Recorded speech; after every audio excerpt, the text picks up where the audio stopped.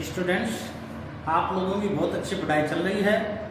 बराबर आप वीडियो देख रहे हो, रिवीजन कर रहे हो, टेस्ट की खूब मन लगा करके तैयारी कर रहे हो। टेस्ट के संबंध में आपके बहुत से स्टूडेंट्स के विचार आए हैं। एक तो यह आया है कि टेस्ट लेने से हम दिन रात पढ़ते हैं, तो टेस्ट को महत्व दें और टेस्ट को कंटिन्यू रखें। आपकी इस बात का ध्यान रखा जाएगा, टेस्ट कंटिन्यू चलेगा। दूसरा एक ये था कि हम टेस्ट के लिए जो टॉपिक दिया जाता है उसमें एक भी प्रश्न नहीं छोड़ते, उसको बहुत मन लगा के पढ़ते हैं और पूरा याद कर लेते हैं। पर एक ये बात सामने आई है कि इस बार टॉपिक ज़्यादा दे दिए, तो ज़्यादा टॉपिक से हम पूर्णतः तैयार नहीं कर पा रहे। आपकी इच्छा ये रहती है कि एक भी नंबर नहीं कटे, इसलिए आपका एक सुझाव आया था कि टेस्ट में कम टॉपिक दें। तो इस पर चर्चा करके अगला जो 3 तारीख के बाद में जो टेस्ट होगा उसमें हम इस बात का ध्यान रखेंगे। चलो, सभी पढ़ रहे हो, बहुत अच्छी बात है। आपकी पढ़ाई को देख के ये लगता है कि आप बहुत टॉपर पोजीशन पर होंगे, निश्चित रूप से सिलेक्शन होगा। तो आज हमारा जो टॉपिक है ब्रिटिश शासन के आर्थिक प्रभाव, उसके महत्वपूर्ण प्रश्न कर रहे हैं। ये जो टॉपिक है ब्रिटिश शासन के आर्थिक प्रभाव, ये आपका कम पढ़ा हुआ होता है। पहले दूसरे जो टेस्ट हैं उनमें कम दे रखा था ये सिलेबस के अंदर, तो एक बार अब प्रश्न में और पुनः थोड़ी सी चर्चा करने के बाद में याद रह जाएगा। बाकी आपने पढ़ा अच्छा है। एक तो कल का प्रश्न दिया था, उस पर कमेंट भी आए हैं। एक बार पुनः और बच्चे जवाब दो, तब मैं उसका जवाब दूंगा। प्रश्न था कि धन निष्कासन को किसने खून का बहने वाला दरिया कहा। इस प्रश्न का और भी स्टूडेंट जवाब दें, फिर इस पर हम चर्चा करेंगे। और आज हम प्रश्न ले रहे हैं जो एग्जाम की दृष्टि से महत्वपूर्ण प्रश्न। सुने, पहला प्रश्न है, आप जवाब आप ही दोगे। विदेशी कंपनियों के कारण भारत का व्यापार बढ़ा। अच्छा प्रश्न है कि विदेशी कंपनियां जब भारत में आई, पुर्तगाली, डच, ईस्ट इंडिया, फ्रांसीसी, इसके भारत पर क्या प्रभाव पड़ा था, तो ये प्रश्न है। तो इनका व्यापार बढ़ा। अब इसका ऑप्शन ये है कब बढ़ा, कौन सी शताब्दी में बढ़ा, तो आप जवाब देंगे। छोड़ो, देखो, ये व्यापार बढ़ा 16वीं, 17वीं व 18वीं शताब्दी का मध्य,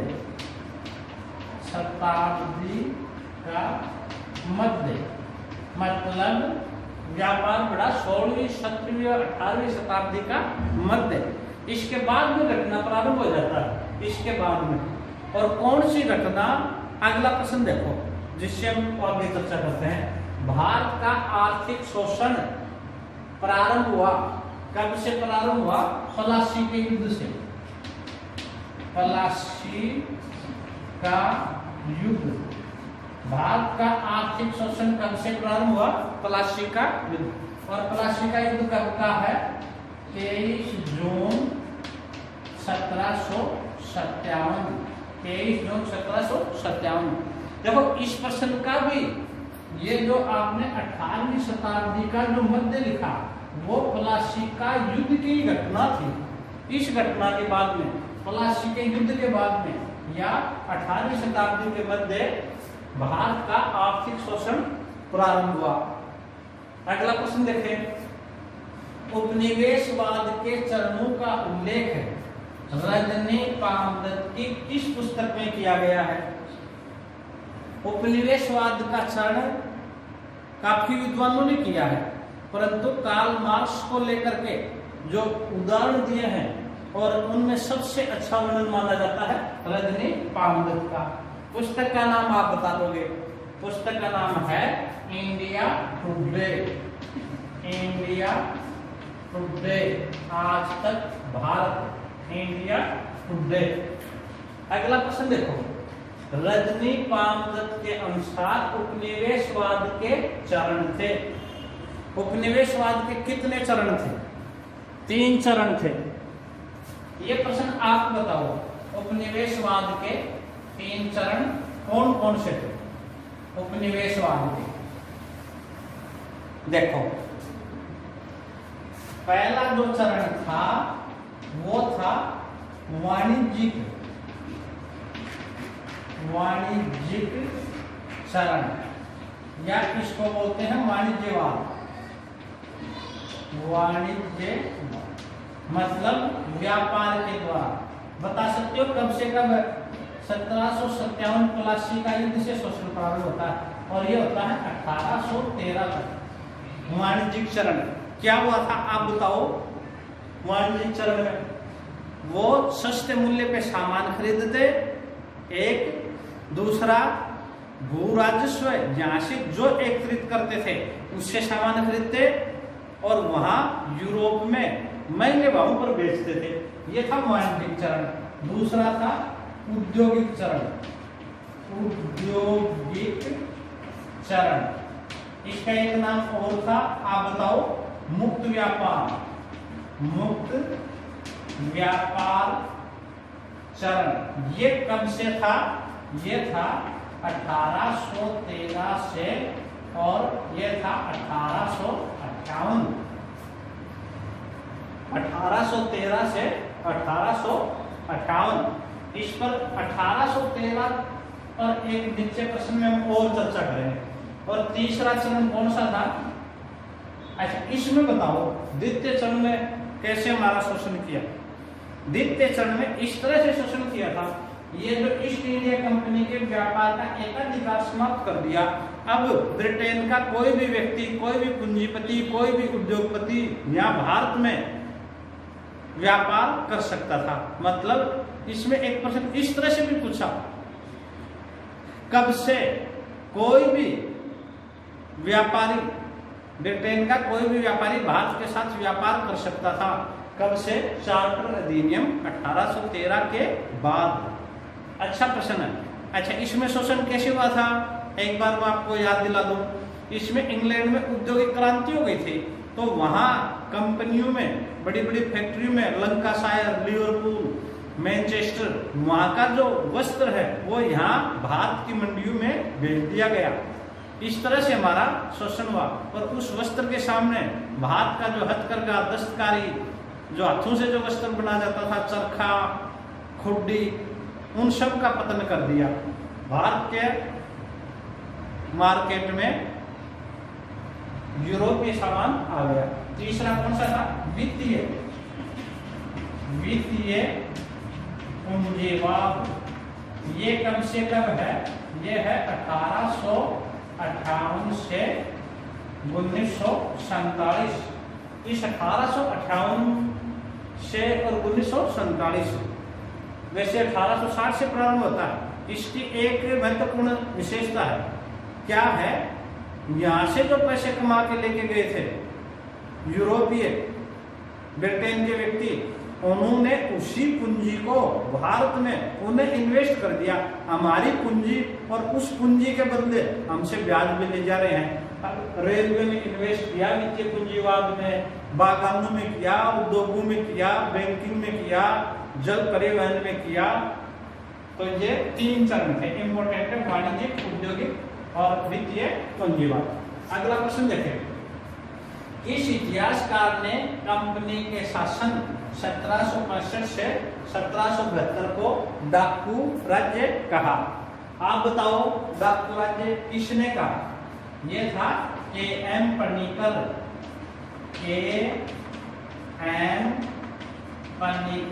किसने कहा? के.एम. पनिकर। डाकू का राज्य था, खूब लूट के लेके गए। अगला प्रश्न देखो। ईस्ट इंडिया कंपनी के व्यापारिक एकाधिकार को कब समाप्त कर दिया? तो ये कब समाप्त कर दिया? चार्टर अधिनियम 1813। चार्टर अधिनियम 1813। इसके द्वारा ईस्ट इंडिया कंपनी के व्यापार के एकाधिकार को समाप्त कर दिया। आपको अपने क्लास में पढ़ते समय चर्चा की थी कि यहाँ से पैसे वाले बनते गए अंग्रेज, उन्होंने वहां उद्योग स्थापित कर लिए। प्लासी के युद्ध से जो धन का शोषण प्रारंभ हुआ था, उससे उद्योग स्थापित कर लिए। उद्योग और पैसे वाले बन के वो चुनाव जीत गए, और चुनाव जीत के ब्रिटेन की संसद में पहुंच गए, और वहां संसद ने एक अधिनियम पारित करवाया था, 4 अधिनियम 1813, कि कोई भी वे व्यक्ति भी भारत में व्यापार कर सके।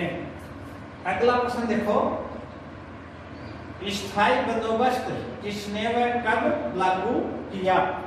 स्थायी बंदोबस्त किसने व कब लागू किया? तो ये बताओ किसने लागू किया? कॉर्नवालिस कब किया? 1793। कब किया? 1793। 2 प्रश्न आप और बताओगे, कहाँ किया? ये स्थायी बंदोबस्त कहाँ किया? इंपोर्टेंट है, अच्छा प्रश्न है, सबको याद होगा। कहाँ किया? बंगाल, बिहार, उड़ीसा। बंगाल, बिहार, उड़ीसा, और था मुख्य जगह बंगाल, बिहार, उड़ीसा, एक कुरुक्षेत्र कर्नाटक था। चलो आगे देखो, स्थायी, एक प्रश्न और बता दो, ये जो स्थायी बंदोबस्त लागू किया अंग्रेजों के दिन जो भारतीय भूमि थी उसके कितने प्रतिशत पर लागू किया? ये था 19% पर। अगला प्रश्न है, स्थायी बंदोबस्त में भूमि का मालिक किसे बनाया? खूब इंपोर्टेंट है, स्थायी बंदोबस्त में भूमि का मालिक किसे बनाया? जमींदार को। जमींदार ही भू राजस्व जमा कराने के लिए उत्तरदायी होगा। तो स्थायी बंदोबस्त में भूमि का मालिक किसे बनाया गया? जमींदार को। सभी स्क्रीनशॉट ले लेंगे।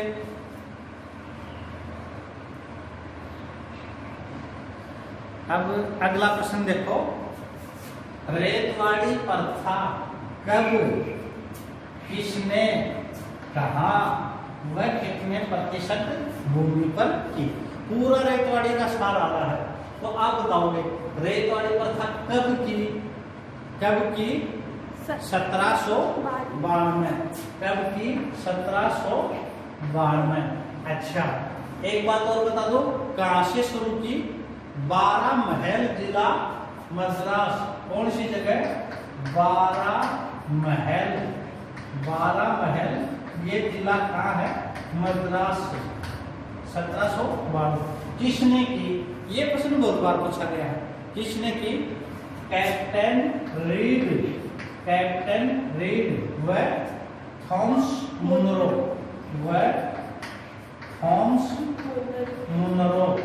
सबको याद हो जाएगा किसने किया? Captain Read, Thomas Munro. अच्छा, ये कहाँ लागू थी? इसको थोड़ा सा ध्यान से सुने। कहाँ? देखो, प्रारंभ कहाँ से की गई थी? मद्रास से। तो एक तो मद्रास तो है ही है, मद्रास के बाद में दूसरा हो गया मुंबई। मद्रास के बाद में हो गया मुंबई, उस समय की बम्बई। और तीसरा देखो, तीसरा स्थान था असम। तीसरा कौन सा था? असम। और चौथा था कुरुक्षेत्र। ये कुरुक्षेत्र, और ये कहाँ है? कर्नाटक में है। कुरुक्षेत्र कहाँ है? कर्नाटक में। तो इस चीज को आप एक विशेष ध्यान में रखोगे। रेतवाड़ी प्रथा कहाँ थी? मद्रास, मुंबई, असम, कर्नाटक। अच्छा, अब तुलनात्मक रूप से आपको बता दो, जमींदारा प्रथा कहाँ थी? जमींदारी देखो वो कहाँ थी? बंगाल, बिहार, उड़ीसा। ये 3 बड़े क्षेत्र हैं, बंगाल, बिहार, उड़ीसा। उसका हो गया मद्रास, मुंबई, असम। पर यहाँ एक बात और याद रखोगे, कुछ गहराई से प्रश्न पूछ लेना तब हमें। एक था उत्तर प्रदेश का वाराणसी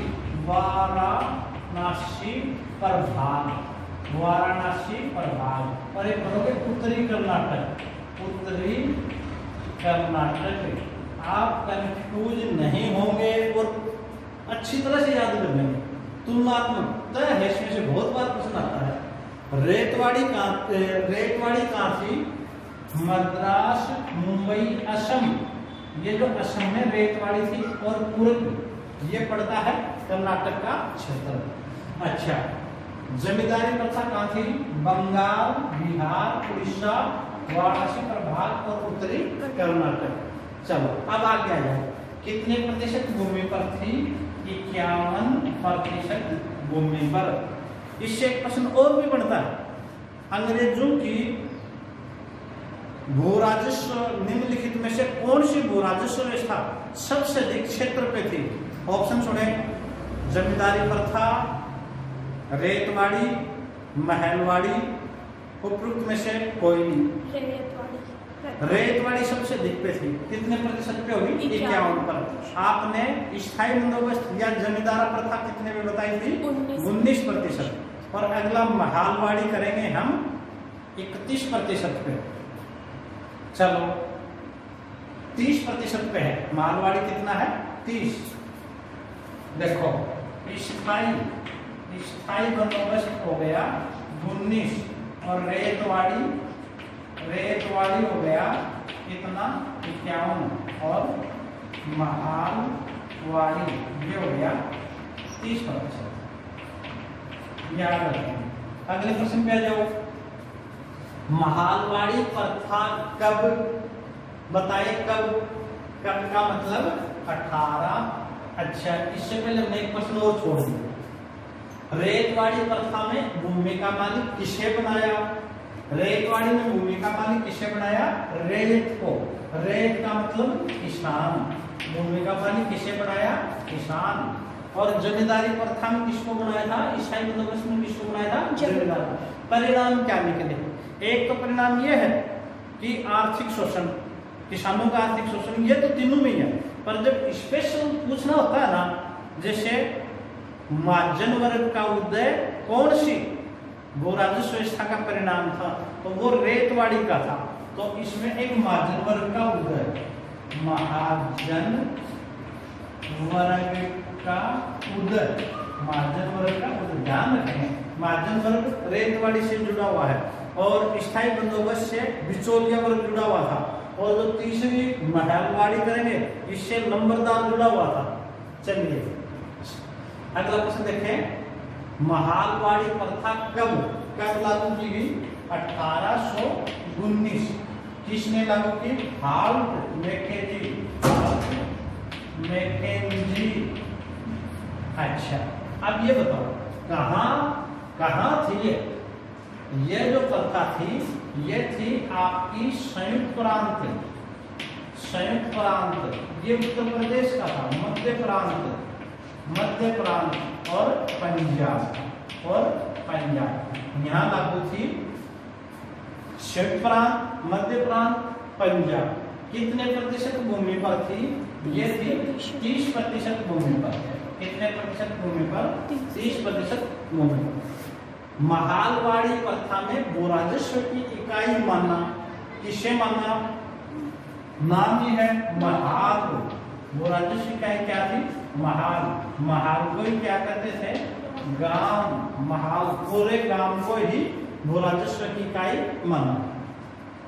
अगला अच्छा प्रश्न है, सूती कपड़ों के घर में सूती कपड़ों की भरमार कर दी।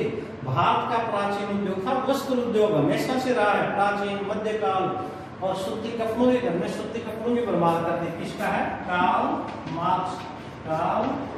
मार्क्स का। अगला प्रश्न है, रेलवे को आधुनिक युग का अग्रदूत किसने कहा? ये भी किसने कहा था? कार्ल मार्क्स ने। दो प्रश्न आप बता दो मेरे को, पिछली क्लास में चर्चा हुई थी, ये कथन किसका है? दुनिया के मजदूरों एक हो जाओ, तुम्हारे पास खोने के लिए कुछ नहीं है, पाने के लिए संसार है। किसका कथन है? Karl Marx. तो स्टूडेंट से कथन है, स्टूडेंट्स खूब जम करके पढ़ाई करें। कोरोना के काल में खोने के लिए कुछ नहीं है, पाने के लिए सर्विस है। तो जम के पढ़ोगे, अच्छा टाइम है। चलिए याद करेंगे। एक प्रश्न और बता दो, कार्ल मार्क्स की पुस्तक की बहुत बार चर्चा करती है, अच्छा याद रात को उठा के पूछे, हमेशा याद रहे। कार्ल मार्क्स की पुस्तक का नाम क्या है? दास कैपिटल, जिसे साम्यवादियों की बाइबल भी कहा जाता है। साम्यवादियों की बाइबल। एक और भी थी जो कार्ल मार्क्स ने लिखी थी, कम्युनिस्ट मैनिफेस्टो। चलो आगे बढ़ते हैं। भारत में अच्छा रेलवे 1853 में डलहौजी ने मुंबई से ठाणे, सबको याद रहता है। भारत में सूती वस्त्र की प्रथम मिल कब लगाई? खूब पूछा गया है एग्जाम में, आता है। आप बताओ कब लगाई? 1853 में। ऑप्शन 54 भी आता है। ये प्रश्न मेरा आरएस में गलत हुआ है, हमेशा याद रहता। मैंने अपने नोट्स में 54 लिख रखा था, पर अब ये गलती आप नहीं करोगे। ये कब है? 1853। कहाँ लगी? मुंबई। कहाँ लगाई गई? मुंबई। किसके द्वारा?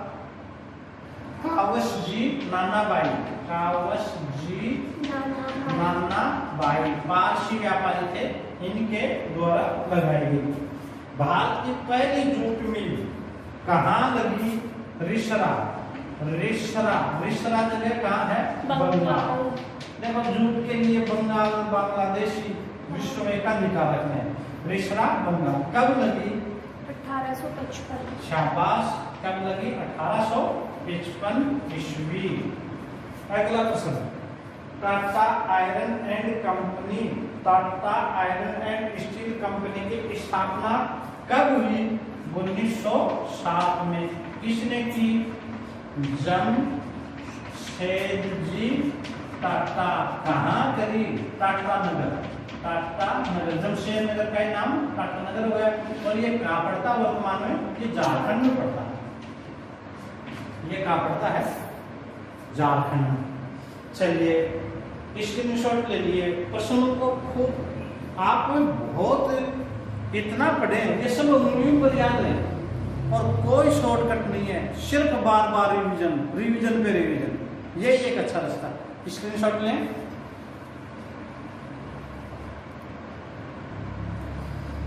देखिए जैसे टॉपिक पूरा हो जाता है, लास्ट में आप उसका सार लिखा दो। सार में महत्वपूर्ण बातें आ जाएंगी, वो याद रहने में इजी रहेगा। जैसे ये तीनों भू-राजस्व व्यवस्थाएं थी, इनको आप एक जगह शॉर्ट रूप में लिख सकते हो और नक्शा के हिसाब से भी लिख सकते हो, याद रहने में सुविधा रहेगी। जैसे हमने ब्रिटिश भू-राजस्व व्यवस्था की थी, तो इस ब्रिटिश भू-राजस्व व्यवस्था में पहली जो हमने की थी स्थायी बंदोबस्त। ये स्थायी बंदोबस्त कहा था? ये बंगाल, बिहार, उड़ीसा। ये बंगाल, बिहार, उड़ीसा। तो ये इस क्षेत्र में होगी, बंगाल, बिहार, उड़ीसा। और इसमें आ गया था उत्तरी कर्नाटक का और वाराणसी प्रभाव। किसने लागू की थी? कार्नवालिस ने। कितने प्रतिशत भूमि पर थी? 19। कब लागू की थी? 1793। किसका उद्भव हुआ था? बिचौलिया वर्ग। अब दूसरी थी हमने रेतवाड़ी। रेतवाड़ी कब से प्रारंभ थी? 1752 में। अच्छा ये देखो रेतवाड़ी, एक प्रश्न रेतवाड़ी में और आता है। दक्षिण भारत की भू-राजस्व व्यवस्था कौन थी? तो ये रेतवाड़ी देखो दक्षिण भारत में है। ये दक्षिण भारत की बड़े क्षेत्र में दक्षिण भारत की या दक्षिण भारत की हो गई रेतवाड़ी। कब की है? 1752 में। कैप्टन डेट थॉमस मुनरो। कहाँ का लागू हुई? मद्रास, मुंबई, पूरे कर्नाटक का क्षेत्र, असम। इसमें किसका उद्भव हुआ? महाजन वर्ग का। कितने प्रतिशत पर थी? 51।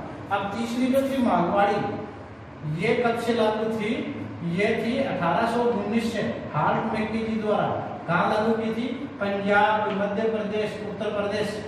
कितने प्रतिशत भूमि पर थी? 30% भूमि पर। इसका किसका उद्भव हुआ? लंबरदार का। तो एक ही जगह एक स्थान पर नक्शा की दृष्टि से आप इस तरह से याद कर लेंगे, सुविधाजनक याद, सुविधा रहेगी आपको याद करने में। अगला प्रश्न देखो, प्रथम कारखाना अधिनियम 1881 किसके काल में लाया गया? ये लाया गया था लॉर्ड रिपन। Lord Ripon.